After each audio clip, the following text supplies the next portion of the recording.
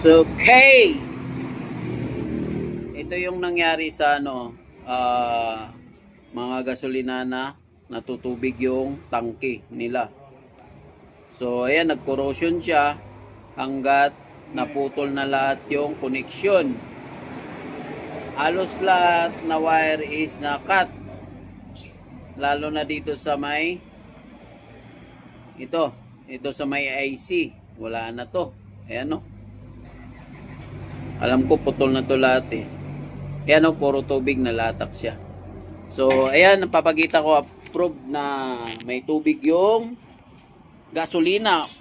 Halos lahat, almost tubig. Ayan o. So, yung nakuha naming gas, siguro mga 2 baso lang. Ayan o. Yung gas na yan is may tira pa, tapos dinagdag ko na lang dito. So, dahil alam ko ng gas nang tumutulo niya, kaya nilipat ko yung hose dito. Dinrain muna namin. Ayan o. Mag-ingat kayo sa mga gasolinahan, lalo na pag may issue silang na tutubigan yung tangke nila. Halimbawa, may kakilala kayong yung motor nila ay na nagpalya na doon sa gasolinahan na yun nagpagas ng last. Yan. So yan ang natin update dyan sa Mio Gear na hindi siya umandar pero may kuryente. So pinakinggan ko yung nito tangke, wala siyang tumutunog na tunog ng pag-eject ng fuel pump. Kaya yan pala yung nangyari. Pero ito, tinister ko muna bago ko binuksan tong tangke. Ito, tinister ko muna to, may kuryente to. Positive, negative lang yan dito. Pag anuin nyo ng 2 wire, tapos kuwakentis lamp, tapos pag switch ng susi, ilaw yan, all goods to. Ito yung sira niya. So, hindi na. Oh. So, hindi na naagapan. Talagang lahat to. Okay lang sana kung isang wire lang para hinangin lang. Ano?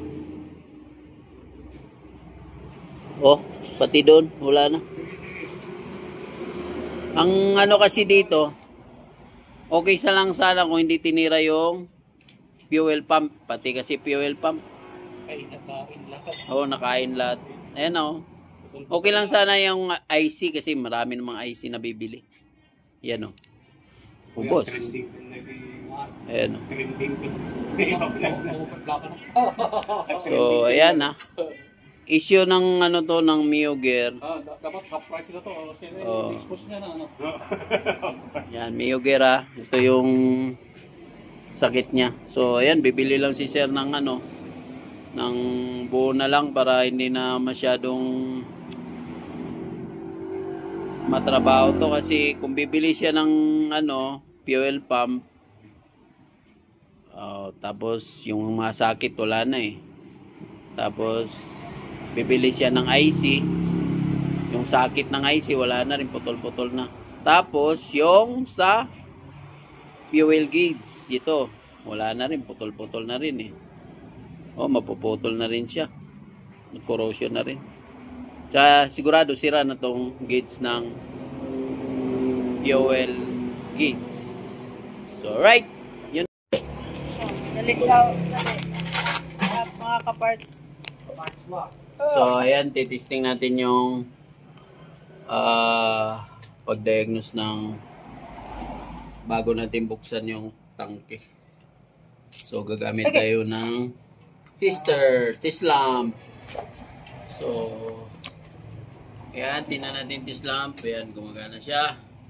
So papasok lang tayo dito ng wire na open. Ayan, 2. So ang gagawin natin, ganyan. Isa dito, yung clip, lagay nyo dito. Tapos yung dito sa may tester. So ayan, iwan natin yung susi. On mo yung susi, Bing. Iilaw to. Yun, umilaw siya. Ganun ang pag-testing. Patayin mo. Yun, mamamatay din yan siya eh. Kung wala siyang supply, ang gagawin nyo dyan, sundan nyo lang tong wire na to. Kasi isa dito positive, dito, isa dito negative. Huwag mo daw ituro kasi sabi niya rin. Ayan. Wala nang magpapagawa. Dapat fast forward. Tapos, ang gagawin nyo dyan,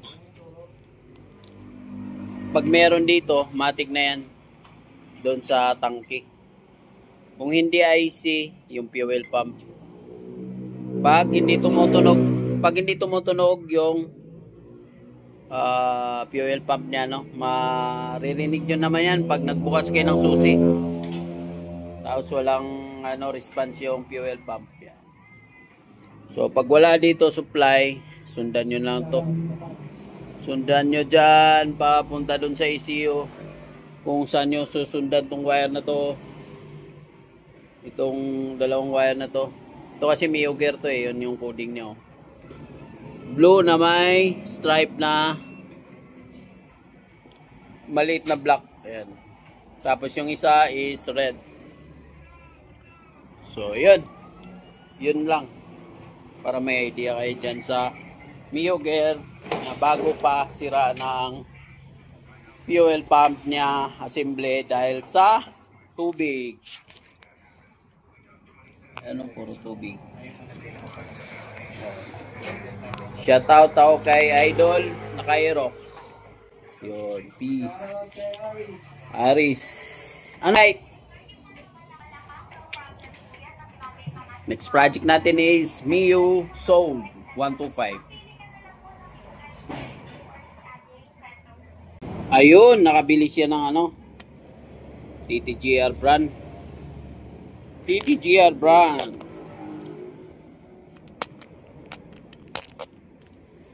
Nakalagay dyan, fuel pump, Mio gear.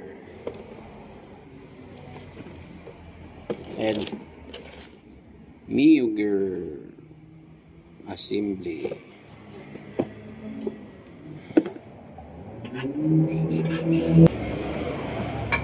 Everywhere I go, always on my mind.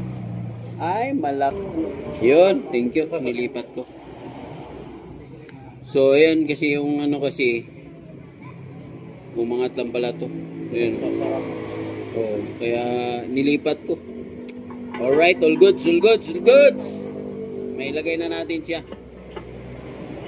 May ilagay na natin ha. So ayan, may guide naman to, hindi kayo magkamali dito.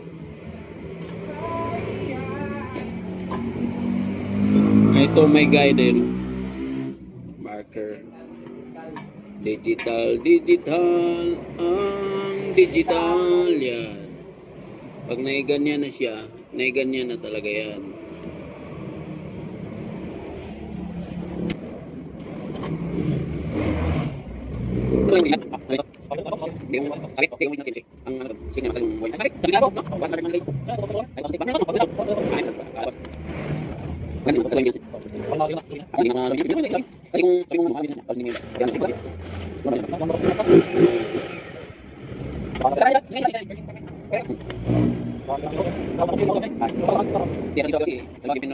Doon sa taas niya may moist.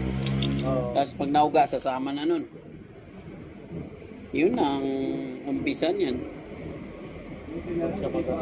Oh.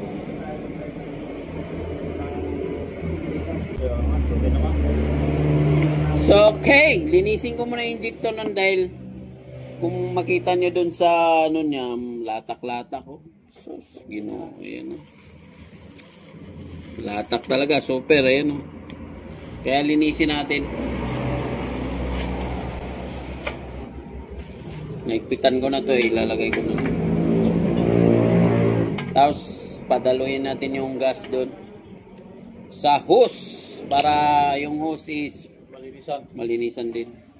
Na walang injector kasi yung injector lilinisin natin. Alright! Alright! Kabit na natin mga tol at ikat ko muna at mamaya ko na videoan natin pag gumanda na siya. Basta yun na yung sinasabi ko, yun ang sundan nyo rin para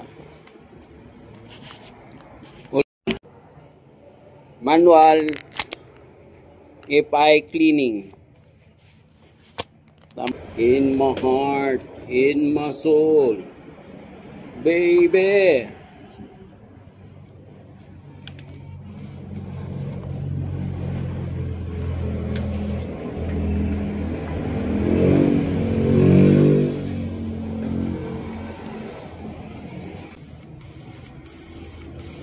Ay, para dyan. So, yung black na ito.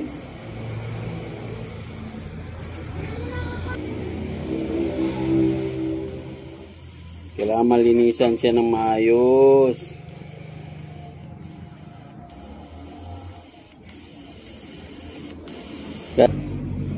Battery lang ang ano niyan. Yan o, battery lang.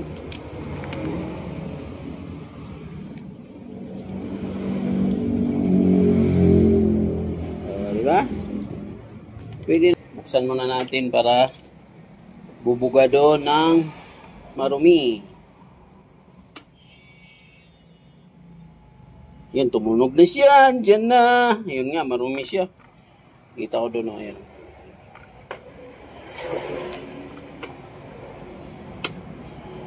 Ayun. Para siyang ano, barado nga siguro to. Yan.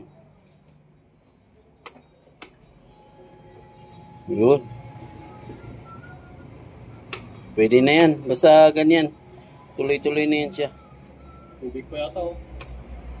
Galing sa hose yan. Oo. Okay na yan. Malinis na. Oh. Yung check engine ito, pabura mo na lang. Ha? Ah? Pabura mo na lang. Oo. Madali lang naman nila burahin.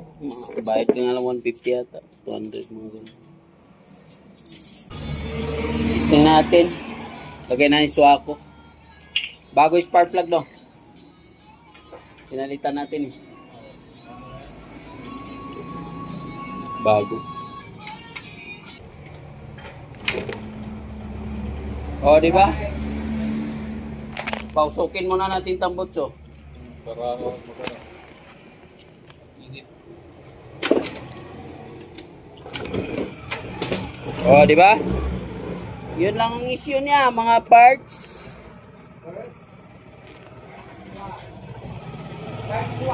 Perswa.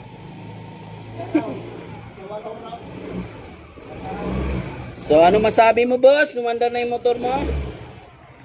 So, pa-delete mo. Pa-delete na lang to. Kasong bangwa. Hindi, na-stuck kasi yung gas doon sa loob ka-kick. Ka-start. O, yan. Okay na siya. Ang gagawin natin dito is ibabalik ang bearings at ayusin yung starter dahil walang contact itong starter niya. So, yun lang ang mga tips natin sa mga pugi na mga taga-subaybay. Right, all goods.